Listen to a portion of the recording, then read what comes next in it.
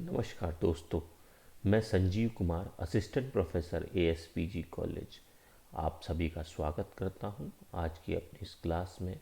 और आज का हमारा टॉपिक है वंडर वॉल फोर्सेस। ये बीएससी फर्स्ट ईयर के स्टूडेंट्स के लिए तथा इंटरमीडिएट के स्टूडेंट्स के लिए काफ़ी उपयोगी टॉपिक है। तो चलिए शुरू करते हैं। Wonder wall forces, basically this concept was given by wonder wall. ये जो कॉन्सेप्ट था, ये वंडर वॉल एक साइंटिस्ट थे, उन्होंने दिया था, इसीलिए ये इस कॉन्सेप्ट का नाम भी उन्हीं के नाम से दिया गया। अगर हम लोग बात करें कि ये होता क्या है, it is a weak electrostatic force present between the molecule due to which they are connected to each other. होता क्या है, बहुत सारे सभी मॉलिक्यूल्स एक दूसरे के साथ इंटरकनेक्ट होते हैं, और वो इंटरकनेक्ट होने का कारण जो है उनके बीच की वीक इलेक्ट्रोस्टैटिक फोर्स होती है। ये इलेक्ट्रोस्टैटिक फोर्स जनरेट होती है ड्यू टू पोलैरिटी डिफरेंस या फिर इंड्यूस्ड पोलैरिटी डिफरेंस। जैसे कि अगर मैं HCl की ही बात करूं, HCl की बात करूं तो HCl के जितने, अगर मैं एक बीकर में HCl लूँ तो HCl के सारे मॉलिक्यूल्स एक दूसरे के साथ इंटरकनेक्टेड होते हैं, जुड़े होते हैं through a weak electrostatic force. That weak electrostatic force is called van der Waals force, जिसकी वजह से ये एक दूसरे से जुड़े होते हैं। जैसे कि मैं HCl की बात करूँ तो HCl में ये जो होता है ये अपोजिट चार्ज की वजह से होता है, वीक अपोजिट चार्ज की वजह से। H और Cl की अगर मैं बात करूँ तो हाइड्रोजन और क्लोरीन में दोनों की इलेक्ट्रोनेगेटिविटी सेम नहीं होती। क्लोरीन की इलेक्ट्रोनेगेटिविटी बहुत ज़्यादा होती है एज कम्पेयर टू हाइड्रोजन।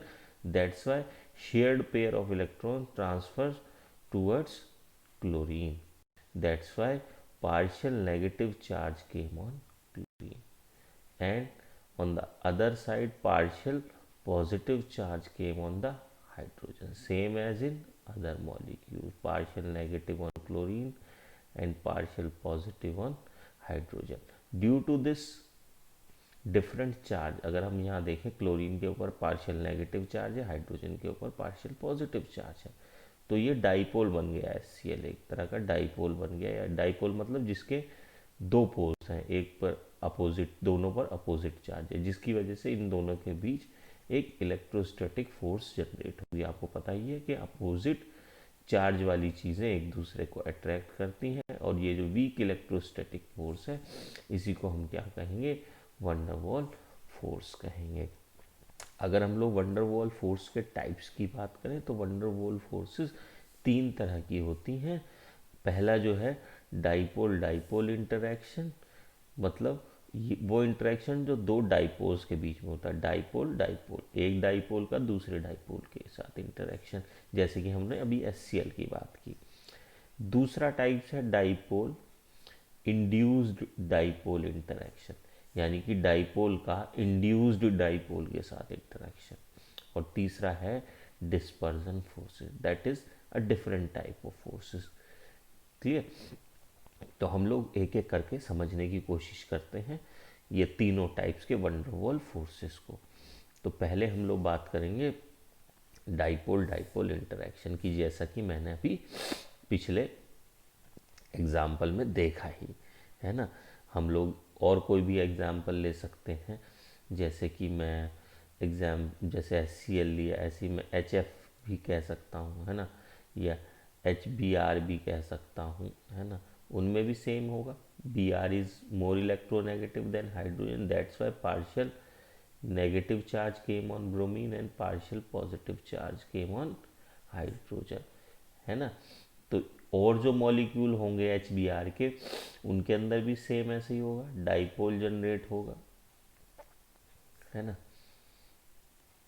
तो इस डाइपोल जनरेशन की वजह से अपोजिट चार्ज वाली चीज़ें, आपको पता ही है, एक दूसरे को अट्रैक्ट करते हैं, इसीलिए ये दो डाइपोल एक दूसरे को अट्रैक्ट करेंगे।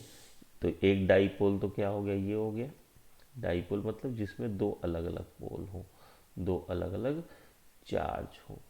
तो ये एक डाइपोल का दूसरे डाइपोल के साथ जो इंटरेक्शन है, जो बॉन्डिंग है, इसी को बोलेंगे डाइपोल डाइपोल इंटरेक्शन। ठीक है, ये आप लोगों को समझ में आ गया। तो ये किन मॉलिक्यूल्स में दिखाई देगा? ये पोलर मॉलिक्यूल्स में दिखाई देगा, वो मॉलिक्यूल जिसमें दोनों एटम्स के बीच के इलेक्ट्रोनेगेटिविटी डिफरेंस होगा, जिसकी वजह से उनके बीच में डाइपोल जनरेट हो जाएंगे। उस डाइपोल जनरेशन की वजह से डाइपोल डाइपोल इंटरेक्शन होगा। ये क्लियर हो गया। अब हम लोग नेक्स्ट टाइप पे चलते हैं। नेक्स्ट टाइप है डाइपोल इंड्यूस्ड डाइपोल। यहाँ शब्द अगर आप समझें, डाइपोल तो आपने अभी समझ लिया, जहाँ पोलैरिटी होगी। इंड्यूस्ड का मतलब होता है जो असल में है नहीं, लेकिन हम लोग उसे ज़बरदस्ती बना रहे हैं, इंड्यूस्ड कर रहे हैं, है ना, तो उसे कहेंगे इंड्यूस्ड डाइपोल, है ना। तो डाइपोल और इंड्यूस्ड डाइपोल के बीच का इंटरेक्शन होगा, उसको हम लोग क्या कहेंगे? उसको डाइपोल इंड्यूस्ड डाइपोल इंटरेक्शन कहेंगे। हम लोग पढ़ भी सकते हैं, it is attraction between polar and non polar molecule.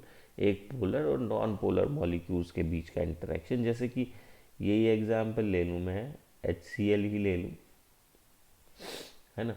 HCl में मुझे पता है कि दोनों का इलेक्ट्रोनेगेटिविटी डिफरेंस है, तो हाइड्रोजन पे हल्का पॉजिटिव चार्ज और क्लोरीन पे हल्का नेगेटिव चार्ज। ये पोलर मॉलिक्यूल है। ये क्या हो गया? ये हो गया डाइपोल। लेकिन अगर मैं इस डाइपोल के साथ कोई नॉन पोलर मॉलिक्यूल ले लूं, जैसे कि Cl2, तो Cl2 क्या है? ये Cl2 में दोनों की इलेक्ट्रोनेगेटिविटी सेम है, तो यहाँ पोलैरिटी जनरेट नहीं हुई। लेकिन होता क्या है, जब कोई डाइपोल पास में प्रेजेंट होगा तो वो इसके अंदर पोलैरिटी जनरेट करेगा, है ना। बल्कि इसको यहाँ ना लिख के हम लोग इधर लिख लेते हैं, है ना, और इजीली समझ में आएगा। Cl और Cl, ठीक है जी, दो Cl मॉलिक्यूल, ठीक है। ये थोड़ा सा साफ से लिख लेते हैं ना, थोड़ा यहाँ से मैं मिटा देता हूँ इसको, और मैं इसको यहाँ लिख लेता हूँ Cl और Cl। अब आपको पता है यह हाइड्रोजन जो है, इस पर कैसा चार्ज है? इस पर पॉजिटिव चार्ज है। लेकिन यहाँ बराबर में क्या है? क्लोरीन है, इन पर कोई चार्ज नहीं। लेकिन ड्यू टू दिस चार्ज ये क्या करेगा? इसके इलेक्ट्रॉनों को क्या करेगा? ये पॉजिटिव चार्ज है, तो इसके अंदर इंड्यूस्ड करेगा, इसे इंड्यूस्ड करेगा कि इस पर नेगेटिव चार्ज आए। तो ये इलेक्ट्रॉनों को, भाई यहाँ पॉजिटिव चार्ज है, इसके पास वाले में पॉजिटिव चार्ज है, तो इलेक्ट्रॉन जो है इस वाले क्लोरीन की तरफ शिफ्ट होंगे, क्योंकि इलेक्ट्रॉन पॉजिटिव चार्ज की तरफ शिफ्ट होते हैं, क्योंकि इलेक्ट्रॉनों पे नेगेटिव चार्ज होता है।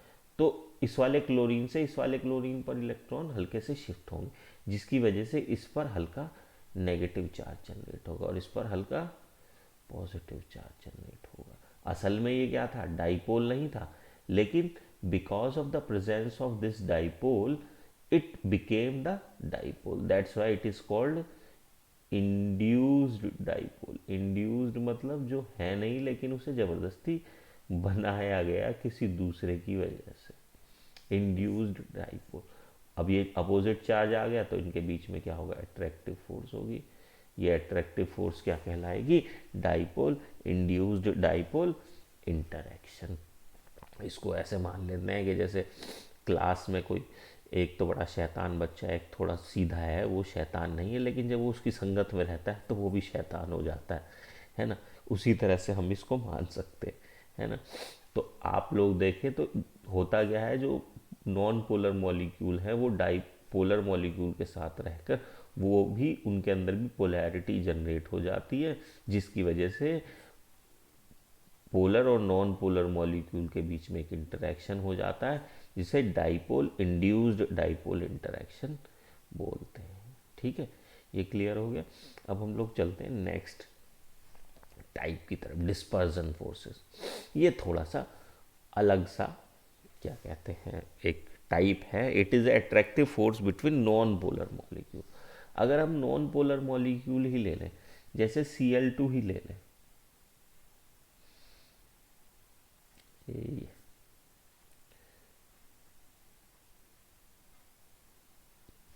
है ना।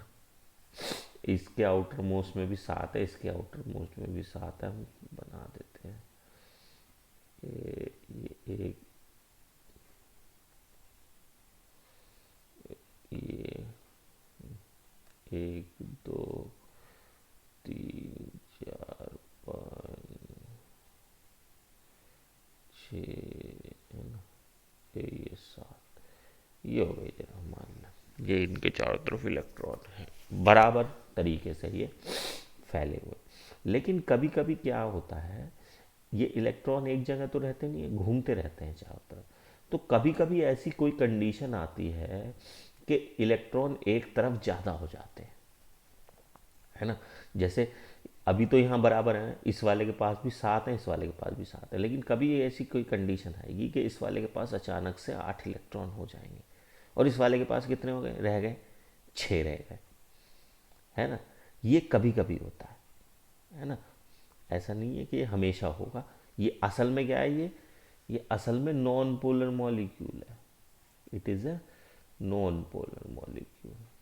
लेकिन क्या होगा, कभी इलेक्ट्रॉन घूमते हुए ऐसी कोई कंडीशन आएगी कि इस वाले के पास ज़्यादा इलेक्ट्रॉन हो जाएंगे। तो मान लो कि हम, है ना, इसे ऐसे मान लेते हैं, तो होगा क्या क्या, इस वाले के पास कभी ज़्यादा हो गए, है ना। तो क्या हुआ, एक इलेक्ट्रॉन यहाँ से हट के कहाँ चला गया, इसके पास आ गया ज़्यादा। अब अगर मैं देखूँ, इसके पास 2 2 4 2 6 2 8 हो गए और इसके पास 2 2 4 और 2 6 ही रह गए इसके चारों तरफ। तो इसके चारों तरफ इलेक्ट्रॉनों की कमी हो गई, क्योंकि घूमने की वजह से हुआ है इलेक्ट्रॉनों को। तो क्या होगा भाई, जिसके पास ज़्यादा इलेक्ट्रॉन है उस पर कैसा, उस पर नेगेटिव चार्ज आ ही जाएगा। तो इस वाले पे ये क्या हुआ, एक डाइपोल जनरेट हो गया, है ना। एक डाइपोल जनरेट हो गया, यहाँ पर नेगेटिव चार्ज जनरेट हो गया और यहाँ पर पॉजिटिव चार्ज जनरेट हो गया, है ना। एक ही एक तरह का डाइपोल बन गया, है ना। अब ये क्या बन गया, अब ये बन गया डाइपोल एक तरह का। तो ये जो डाइपोल है इस बराबर वाले को भी ऐसे ही करेगा। जब ये डाइपोल होगा, ये बराबर वाले में भी ऐसा ही था भाई, ये थे 6 7, 1 2 3 4 5 6। तो ये क्या करेगा, इसके जब यहाँ इलेक्ट्रॉन ज़्यादा हो जाएंगे तो फिर क्या होगा भाई, यहाँ से सेम चार्ज वाली चीज़ें भागेंगी, तो यहाँ से एक इलेक्ट्रॉन कूद के यहाँ पहुँच गया फॉर एग्जांपल, है ना। तो यहाँ वाला ये इलेक्ट्रॉन भी कूद के अगले वाले में पहुँच जाएगा, क्योंकि भाई एक तरह से बैलेंस मेंटेन करना है। तो यहाँ भी सेम वही आ जाएगा। तो इसने इसे इंड्यूस्ड कर दिया, तो यहाँ इस पर पॉजिटिव चार्ज आ जाएगा इस तरफ, और इस तरफ हल्का सा नेगेटिव चार्ज आ जाएगा। तो ये क्या बन गया, डिफरेंट चार्ज जनरेट हो गया।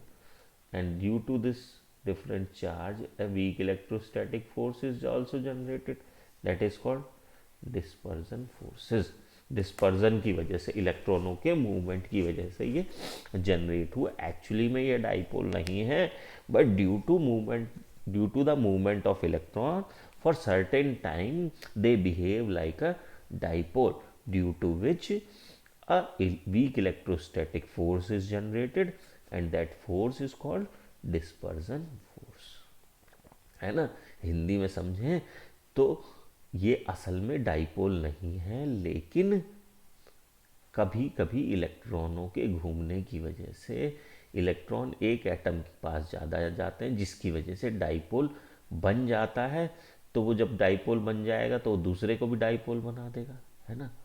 तो इस वजह से उसके अंदर क्या है, एक वीक इलेक्ट्रोस्टैटिक फोर्स जनरेट हो जाती है, जिसकी वजह से उसी फोर्स को हम क्या कहते हैं, डिस्पर्जन फोर्स कहते हैं। और इसी वजह से डिफरेंट जो मॉलिक्यूल्स होते हैं वो एक दूसरे के साथ जुड़े रहते हैं। ठीक है जी। तो इस तरह से हमने देखा कि वंडर वॉल फोर्सेस 3 तरह के होते हैं, डाइपोल,